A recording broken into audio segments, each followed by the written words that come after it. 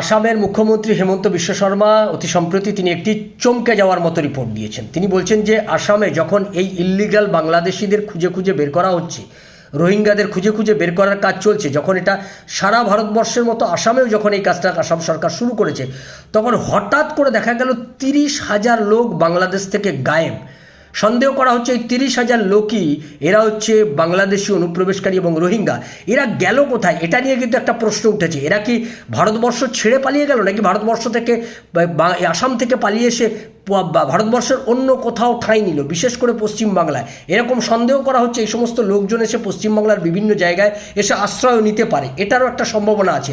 আবার আমরা ঠিক এই চিত্রটা উল্টো চিত্র দেখেছি। এই পশ্চিমবাংলা থেকে হঠাৎ করে কয়েক সপ্তাহ আগে বারুইপুর থেকে 330টা রোহিঙ্গা পরিবার ভানিশ হয়ে গেছে, তারা পালিয়ে গেছে। কোথায় পালিয়ে গেছে, কেন পালিয়ে গেল, কে তাদেরকে পালাতে সাহায্য করলো, এই গোটা বিষয়টা কিন্তু অজানা। অর্থাৎ এই যে হঠাৎ করে ভ্যানিশ হয়ে যাচ্ছে বিভিন্ন রাজ্য থেকে, এই যে একসঙ্গে এতগুলো লোক কোথায় যাচ্ছে, কিভাবে যাচ্ছে, এটা কিন্তু একটা রহস্য থেকেই যাচ্ছে।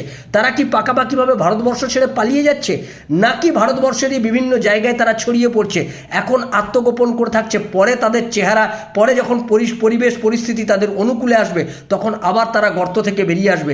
সেটাই কিন্তু ভাবাচ্ছে ভারতবর্ষের গোয়েন্দাদের।